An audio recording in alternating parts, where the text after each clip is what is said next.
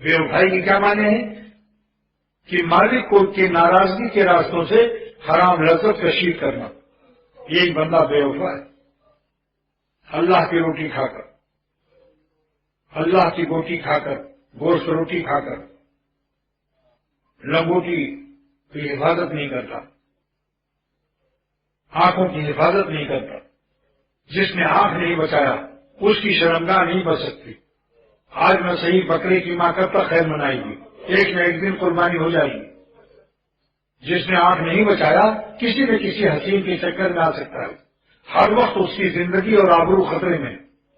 بس میری بات سن لو، یہی ایک بات جو 100 بات کی ایک بات ہے کہ اللہ والے بن جاؤ۔ میں قسم کھا کر کہتا ہوں، واللہ کہتا ہوں کہ اللہ کے ملنے کے بعد، نور تقویٰ آنے کے بعد آپ کو اپنی حیات میں وہ نشہ محسوس ہوگا جو سارے عالم کے مجنوں اور سارے عالم کی لہرائیں کیا جانے۔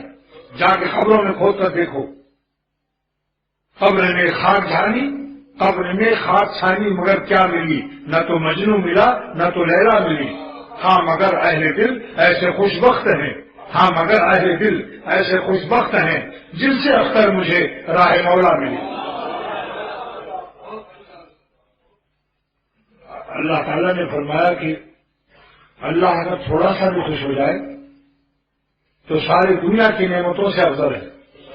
اس لیے ہر نیک عمل سے خوش رکھو، کسی گناہ سے ناخوش نہ کرو۔ یہ مت پوچھو کہ چھوٹا گناہ ہے یا بڑا گناہ ہے، کیونکہ چھوٹا اور بڑا پوچھنے والا گویا چاہتا ہے کہ میں اللہ کو زیادہ ناراض نہ کروں، چھوٹے گناہ سے تھوڑا سا ناراض کر دوں تو کوئی حرج نہیں۔ جب ان کی تھوڑی سی خوشی سارے عالم کی خوشیوں سے افضل ہے تو تھوڑا سا ناراض ہونا بھی ساری دنیا کے غموں سے خطرناک ہے۔ مومن کی شان یہی ہے کہ اللہ کے غضب کو مت خریدو، خاص کر جن گناہوں پر لعنت آئی ہے، بد نظری پر لعنت کی بددعا ہے، اور بھی قوم لوط پر بھی لعنت کا حکم آیا ہے۔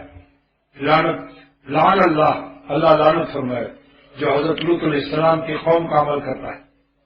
تو نظر کی حفاظت کرو تو کسی لعنتی پھیل کی نوبت ہی نہیں آئے گی۔